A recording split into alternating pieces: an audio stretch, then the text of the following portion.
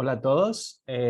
Antes que nada, un agradecimiento por esta invitación tan especial. Un agradecimiento a todos los coordinadores y toda la mesa directiva de este Congreso de Reumatología de El Salvador.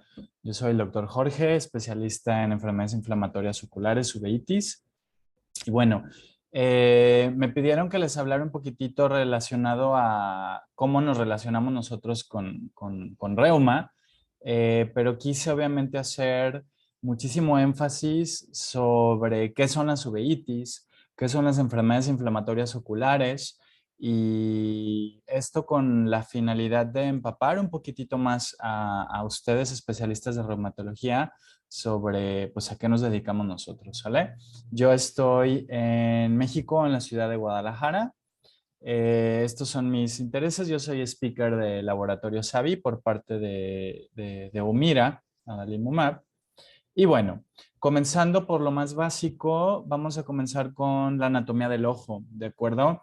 Esto porque por lo menos acá en México, no sé allá ustedes en El Salvador, pero la realidad es de que en la carrera de medicina, cuando cursamos medicina, pues llevamos como una pincelada muy básica de oftalmo, y pues esto es para recordarles algunos principios básicos. Recordarles que la uvea está compuesta por, es un tejido que está compuesto por tres partes, donde entran la coroides, que es la capa que está justamente atrás de la retina, donde entra el cuerpo ciliar y donde entra el iris. El cuerpo ciliar, recordar que está justamente en la parte de atrás del iris y tiene varias funciones, entre las que cabe resaltar la función de la acomodación, el sostén del cristalino y también la producción del humor acuoso. ¿Sale? Entonces, estamos hablando que obviamente todas estas estructuras están de manera intraocular. Ahora, hablando de las enfermedades inflamatorias oculares, de las uveitis, es bien importante saber que son la causa del 20% de la ceguera a nivel mundial. Y esto es súper importante porque además de ser, dependiendo del país y dependiendo la serie que busquemos, que leamos, están por atrás justamente de retinopatía diabética, de catarata, de glaucoma, dependiendo del país en el que nos estemos refiriendo. Pero una de las cosas más importantes, y esto también ustedes lo ven en reumatología, es que la principal afección que tienen es en adultos jóvenes. Y esto, porque es súper importante, porque es la población económicamente activa. Entonces, si alguno de estos jóvenes nos llega a quedar ciegos, pues todavía tiene una gran vida por delante. Entonces va a costarle muchísimos recursos tanto al país como a la familia, y en lugar de producir, pues él obviamente va a pues absorber este tipo de recursos. Entonces eso es bien importante, ¿sale? Em, las enfermedades inflamatorias oculares son un grupo súper heterogéneo de enfermedades, no nada más es una, no nada más es decir uveitis y ya, ¿sale? Entonces, eso es algo muy importante, y aquí les enlisté algunas de estas enfermedades que no nada más entran en la definición de uveitis, ¿de acuerdo? Nosotros también nos dedicamos a ver a las escleritis, a las queratitis ulcerativas periféricas, algunos tipos de queratitis infecciosas o queratitis mediadas por el sistema inmunológico. Lo que vemos también son las conjuntivitis cicatrizales, los pemfigoides oculares cicatrizales, los pénfigos, secuelas de síndrome de Stevens-Johnson, enfermedad de injerto contra huésped. Entonces, todo esto también se deriva en muchos ojos secos de tipo inmune, sobre todo también relacionados a o secundarios a Sjögren, ya sea primario o secundario, por ejemplo, por lupus, por artritis reumatoide. Y también nosotros llegamos a ver, junto con los orbitólogos, las enfermedades inflamatorias de la órbita, sobre todo aquellos pacientes que llegan a tener muchas manifestaciones, por ejemplo, tiroiditis de Hashimoto o enfermedad de Graves por hipertiroidismo. Entonces, muchas veces damos tratamiento junto con endocrinología, junto con los oftalmólogos con alta especialidad en órbita para tratar este tipo de padecimientos. Ahora, eh, actualmente ya no es tan correcto decir uveitis, sino la palabra más correcta es justamente enfermedades inflamatorias oculares. Y todo esto, ¿por qué? Por la cuestión que les comentaba yo anteriormente, que no nos dedicamos solamente a las uveitis, a las cuestiones intraoculares, sino ya les puse los ejemplos anteriores de todo lo que llegamos a ver. Ahora, es bien importante más o menos dilucidar qué es lo que nos puede provocar una enfermedad inflamatoria ocular, qué es lo que nos puede provocar una uveitis. Y aquí tenemos una lista en general de los principales problemas etiológicos que nosotros vemos. Obviamente las causas infecciosas, eh, por nombrar algunas, sífilis, tuberculosis, herpes, toxoplasma, Bartonella, toxocara. Entonces, siempre, de hecho es de lo primero que tenemos que nosotros descartar en inflamación ocular. Si hubiera algún panel, por así decirlo, de uveitis, siempre tendría que estar compuesto sobre todo por serologías para sífilis, diagnóstico ya sea con PPD o con cuantiferón, más estudios radiológicos para descartar tuberculosis, dependiendo la región geográfica, también pensar en enfermedad de Lyme. Serían como algunas o las tres como principales que siempre descartamos y que se pueden manifestar como cualquier enfermedad inflamatoria ocular. En lo siguiente vemos las cuestiones inmunológicas, en las cuales ahí es donde estamos súper relacionados con ustedes, ya sea a consecuencia de alguna causa reumatológica o a veces son inmunológicas, pero puramente oftalmológicas, ¿de acuerdo? Las siguientes son las causas tumorales. Hay muchos síndromes que nosotros llamamos síndromes enmascarados, sobre todo hablando del linfoma intraocular o hablando del linfoma del sistema nervioso central, en la cual se pueden de alguna manera enmascarar o comportar como si fueran un tipo de uveitis, o también a veces los cuerpos extraños, ¿no? Traumas que a lo mejor no fueron tan obvios, pero que entró algún cuerpo extraño a nivel ocular, se queda intraocularmente y empieza a manifestarse como una uveitis, pero bueno, el desencadenante o la causa es ese cuerpo extraño que está allá dentro del ojo. Las traumáticas, tenemos también uveitis traumáticas, tenemos también uveitis farmacológicas o iatrogénicas, por mencionar algunos fármacos, sobre todo, por ejemplo, las quinolonas, hablando del moxifloxacino. Tenemos también causas como la vancomicina utilizada de manera intraocular. Tenemos también las relacionadas a fármacos, algunos de ellos relacionados a VIH, otros fármacos que tenemos también como causas de inflamación ocular están los inhibidores de la resorción ósea como el alendronato, el risendronato, etcétera, ¿de acuerdo? Entonces ahí entran también otras causas de uveitis. Tenemos también las causas metabólicas, sobre todo diabetes mellitus tipo 1 o 2, no importando el tipo que sea, pero que esté descompensado, ¿no? Es una causa importante de uveitis, sobre todo de tipo anterior. Y también tenemos las causas de distrofias de retina, es decir, cuando hay sobre todo, el ejemplo más común es una retinosis pigmentaria que tiene ahí un comportamiento un poquitito extraño y que puede a veces manifestarse como una inflamación ocular. Tenemos también las causas isquémicas, ya sea sobre todo relacionadas por aterosclerosis a nivel de la carótida o de las ramas de la oftálmica. Y también tenemos las causas idiopáticas, es decir, pues que no encontramos una causa conocida y ahí pues son obviamente ya enfermedades que diagnosticamos por exclusión. Y muy importante, a veces las idiopáticas pueden estar de alguna manera, justamente como las inmunológicas, las encuadramos muchas veces o las tratamos de la misma manera, relacionadas a padecimientos sistémicos o ser puramente oculares, ¿de acuerdo? Ahora, bien importante nosotros en cuanto a las uveitis, manifestamos unas, o más bien clasificamos a las uveitis de acuerdo a la anatomía. Es decir, tenemos las uveitis de tipo anterior, donde antes las catalogábamos como iridociclitis, iritis o ciclitis anterior. Ya no es tan adecuado decir esto, ya las llamamos puramente uveitis anteriores. Y aquí de qué estamos hablando, de dónde está el sitio principal de la inflamación, ¿de acuerdo? Tenemos las uveitis intermedias, donde el sitio principal de inflamación es el humor vítreo. Y aquí entran las pars planitis, las ciclitis posteriores o las hialitis.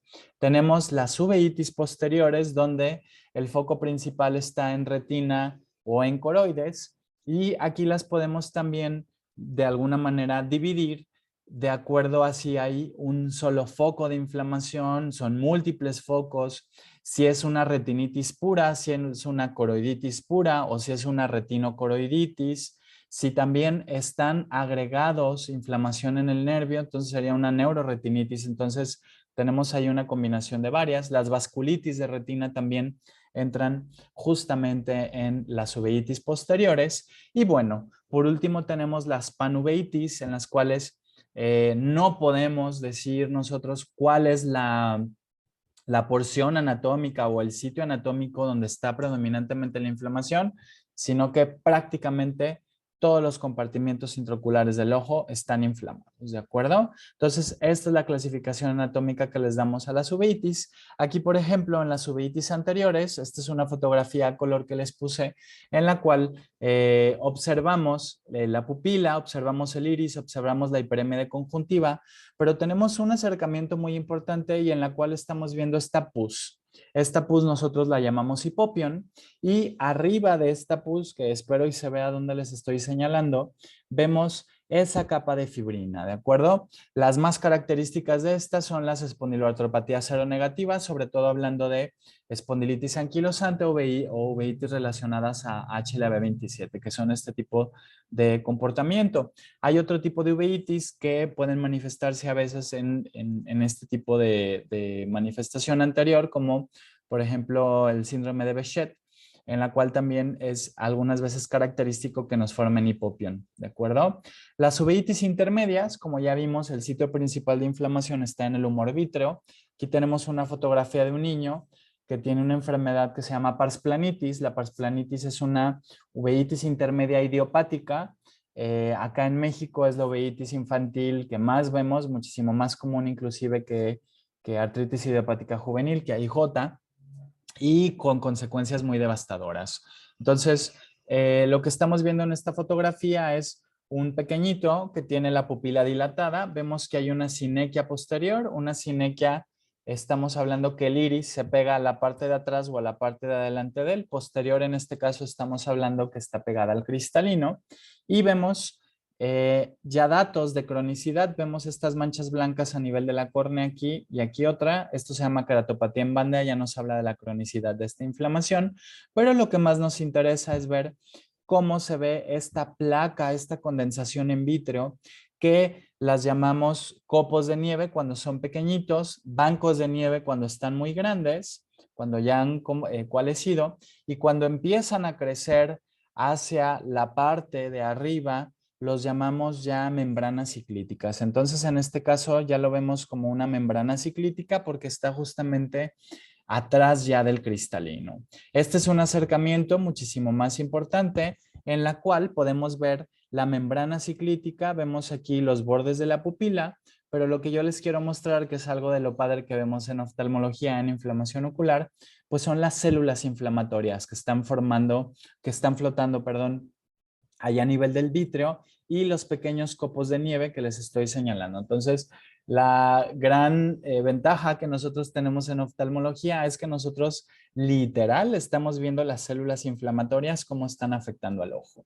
En las uveitis posteriores, en este caso tenemos una fotografía de fondo de ojo derecho. Esta es una vasculitis oclusiva con un foco de coroiditis. Este es un síndrome de Behçet de un chico de 23 años, las cuales vemos el foco de coroiditis, vemos la hiperemia del nervio óptico, vemos estas hemorragias intrarretinianas que están ahí en la parte superior y al ver nosotros un poquitito de periferia media de la retina, vemos estas zonas con estos vasos completamente envainados, esta zona de vasculitis, aquí debería de verse un vaso sanguíneo, pero vemos cómo está completamente cerrado, justamente cómo está ocluido y cómo están esas hemorragias, ¿de acuerdo? Entonces, eso es una vasculitis de retina. Y ya por último, una de las panuveitis que también podríamos decir que es la más frecuente en México, que es el síndrome de Bosco-Yanagi-Arada. en la cual se forma un ataque autoinmune contra los melanocitos del cuerpo. En los órganos que se ven afectados por esta enfermedad son ojo principalmente, cerebro, oído interno y piel. Y a nivel ocular, ¿qué es lo que vemos? Vemos desprendimientos de retina, bueno, focos de coroiditis que nos provocan desprendimientos de retina serosos. Si se fijan, se alcanzan a ver unas pequeñas manchas justamente atrás de la retina. Esos son los focos de coroiditis, la hiperemia del nervio óptico, y pues este tipo de pacientes requieren tratamiento inmunosupresor prácticamente desde el inicio que diagnosticamos el problema. Ahora, las uveitis también las podemos diferenciar o diagnosticar o clasificar, más bien dicho, como granulomatosas o no granulomatosas, dependiendo de las características que estamos viendo en la inflamación del paciente. Una de las maneras de ver esto es justamente ver cómo son unas cosas que se llaman depósitos retroqueráticos, que son unos depósitos que se forman justamente en el endotelio de la córnea, en la parte interna de la córnea, y aquí tenemos dos fotografías. La fotografía que ustedes están viendo a su izquierda son unos depósitos retroqueráticos finos, los cuales podemos llegar a ver justamente en las espondiloartropatías seronegativas, son pequeños. Estos son depósitos no granulomatosos, y por contrario, la fotografía que tienen a su lado derecho, que vemos unos depósitos retroqueráticos medianos grandes, estos nos hablan de una uveitis granulomatosa. Y aquí también tenemos varios diferenciales, algunos de ellos infecciosos, toxoplasmosis, herpes, o inclusive también, por ejemplo, el síndrome de Vogt-Koyan-Ayarada que hablábamos anteriormente. Hay otra manera también de saber si esta uveitis es granulomatosa o no, que son por los nódulos en iris. Esta fotografía que les acaba de aparecer es una magnificación del iris, en la cual estamos viendo estos nódulos que están aquí a nivel de la pupila. Estos nódulos los llamamos nódulos de Keppe, y los nódulos que están ya no en el borde pupilar, sino en el estroma, como este que les estoy señalando, o estos chiquitos de acá, también los llamamos como nódulos, pero estos se llaman nódulos de Busacca. Otro tipo de enfermedad en los cuales podemos ver este comportamiento granulomatoso es, por ejemplo, sarcoidosis o tuberculosis, ¿de acuerdo? Ahora, las uveitis también las clasificamos dependiendo cómo es el inicio de la enfermedad. Si tienen síntomas muy súbitos o si son síntomas insidiosos que empiezan poco a poco. La duración de la enfermedad, si es una duración que es limitada, es decir, se prende y se inactiva solita en menos o en igual o menos de 3 meses, o es una enfermedad persistente, es decir, que dura activa más de 3 meses. Y justamente con esto, con el inicio y con la duración, podemos hablar de un curso. Sobre todo, por ejemplo, cursos agudos, inicio súbito, duración limitada, hablando de HLA-B27, el ejemplo un poquitito más característico. Sobre todo, curso recurrente, es decir, que tenemos recaídas separadas por periodos de inactividad que no tienen tratamiento, mayor o iguales a 3 meses, o en cursos crónicos, por ejemplo, una uveitis persistente que tiene recaídas en menos de 3 meses, es decir, se activa y queda de manera persistente, o se activa y tiene recurrencias en este periodo de tiempo. Un ejemplo muy característico de esto es, por ejemplo, la artritis idiopática juvenil. Ahora, nosotros clasificamos la inflamación del ojo dependiendo la cantidad de células inflamatorias que vemos en cámara anterior, las tenemos que contar, y de ahí le damos nosotros un grado de 0, media, 1, 2, 3 o 4 cruces, y también catalogamos el flare o la opacidad del humor acuoso. Usualmente el humor acuoso tiene que ser completamente transparente, no tiene que tener presencia de proteínas para que nosotros podamos llegar a tener una buena visión, pero cuando empieza a haber fuga de proteínas, presencia de fibrina, pues obviamente eso nos opaca el humor acuoso, y lo vamos catalogando dependiendo qué tan opaco está ese humor, ya sea igual de 0, 1, 2, 3 o 4 cruces. Y aquí les puse fotografías para especificarles un poquitito más esto, ¿de acuerdo? En la primera fotografía, donde vemos el iris, vemos que se alcanzan a ver unos puntitos muy brillantes. Esas son justamente las células inflamatorias que nosotros contamos. Y en la otra fotografía inferior, que está un poquitito más oscura, logramos también ver un poquitito las células inflamatorias, esos puntitos un poquito más brillantes, pero si se fijan alcanzamos a ver como un poquitito una neblina. Eso es lo que les comentaba yo anteriormente, que es el flare.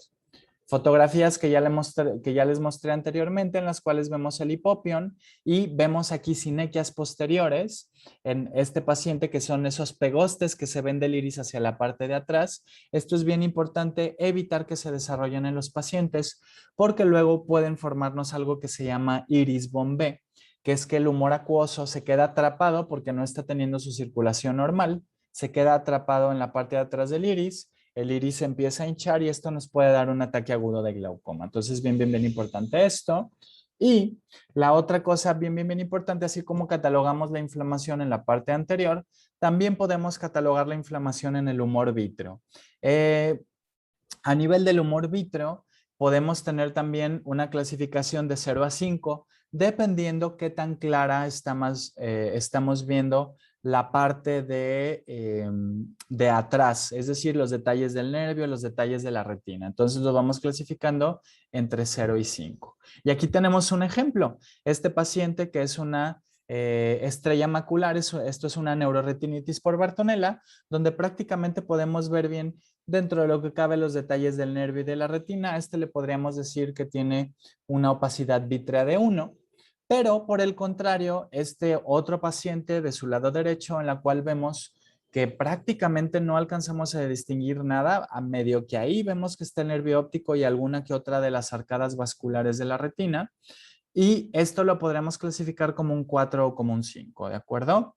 Ahora, también las escleritis, hablando de la inflamación ya extraocular, sobre todo escleritis que están muy relacionadas a artritis reumatoide, a vasculitis sistémica, sobre todo relacionadas a ANCAS, a también lupus eritematoso sistémico, policondritis recidivante, etc. Entonces las escleritis las vamos a clasificar nosotros en difusas, es decir, donde no vemos un sitio específico de inflamación. Las podemos clasificar en nodulares, donde vemos un como chipotito, que es donde está el escleritis, y las peores de todas, las vasculitis, perdón, las escleritis necrosantes, sobre todo las necrosantes, son las que están mayormente relacionadas a vasculitis ANCA positivas, ¿de acuerdo?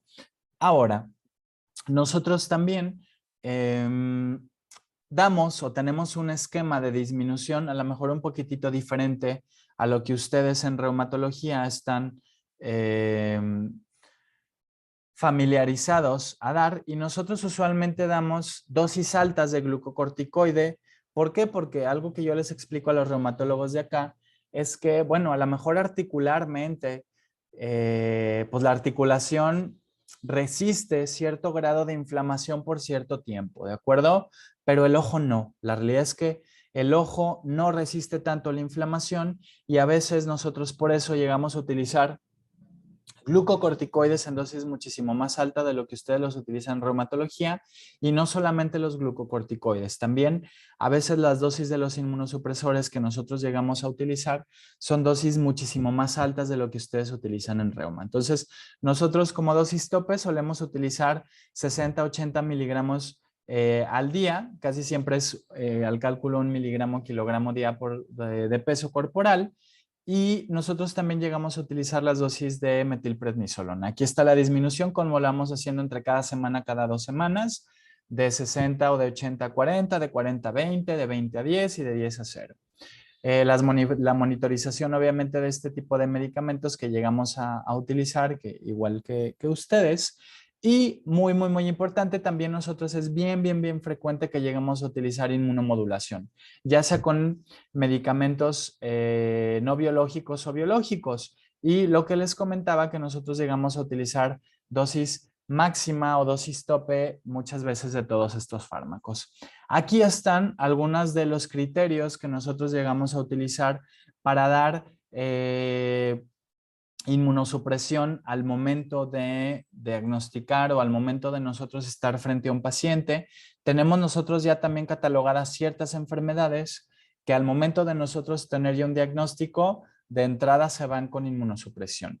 Pero bueno, estos son otro tipo de enfermedades, solamente por decirles algunas, cuando hay desprendimientos de retina inflamatorios, cuando hay una pérdida inminente aguda de la pérdida de la visión, cuando son inflamaciones ya crónicas, cuando son enfermedades bilaterales, cuando no responden de manera adecuada a los glucocorticoides o tienen efectos secundarios a estos e intolerancia a ellos. Cuando hay algún otro tipo de enfermedad, por ejemplo, algo muy común en México, y me imagino que ya también con ustedes, diabetes mellitus, que a veces no podemos dejarles el glucocorticoide en dosis como quisiéramos, cuando las agudezas visuales están peores a 20/100, cuando hay datos de edema macular que está persistente crónico, que está recayendo, y algunas características sobre todo de AIJ. Entonces esto es bien, bien, bien importante. Medicamentos que nosotros llegamos a utilizar que no son nada diferentes a los que ustedes utilizan: micofenolato de mofetilo, azathioprina, metotrexato, ciclofosfamida, eh, tacrolimus, sirolimus.